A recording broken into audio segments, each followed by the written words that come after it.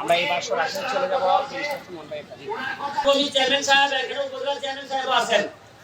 এখানে একটা সমস্যা হয়েছে কি, স্থানীয় মানুষের সমস্যা হয়, রাস্তা চলাচল বন্ধ হয়ে যায়। আমি জানি না এটা আপনাদেরকে আরো ডিস্টার্ব করবে কিনা।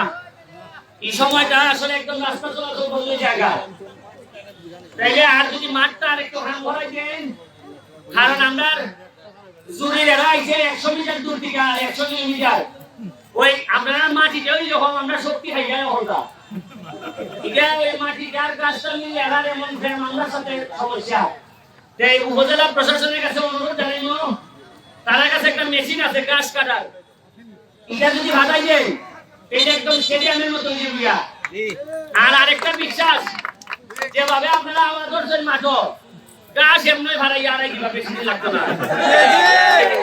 আর সোনারগাঁয়ের একটা বিশ্বাস আছে, এরা যদি ভাড়াই আড়াইতো চায় বালা খামে তেইলে ভাড়াই বই, এটা রক্ষা নাই কোনো ভাবে।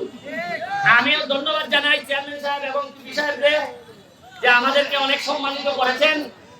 আমরা অনুরোধ করব যে বিকালবেলা যে হাজার হাজার ইয়াংরা এখানে খেলা দেখতে আইছে, আমার বিশ্বাস সোনারঘাটে যে মাদকের সমস্যা এটা অনেকাংশে কমবো যদি বাচ্চাদেরকে আমরা মাঠ মুখী করতাম পারি।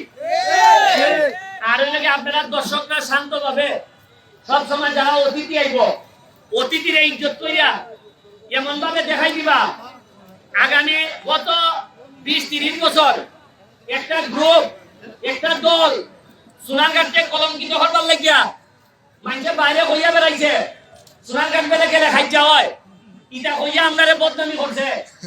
আমরা দেখাই দিতাম চাই সোনারঘাটে আইয়ে সোনারঘাটের মানুষের দইরা ফিটলো, সোনারঘাটের মানুষের হাত উঠে না কোন সময়।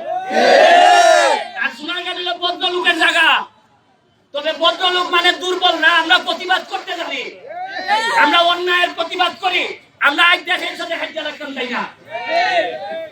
আপনারা শান্তভাবে খেলা দেখবা। উপজেলা চেয়ারম্যান সাহেব জুরিন তাই আইসন তাই নিজ ইয়াং মানুষ, আর যে ফিলার লাইন আনছে নিলাইলে বড় টাকা টাকা।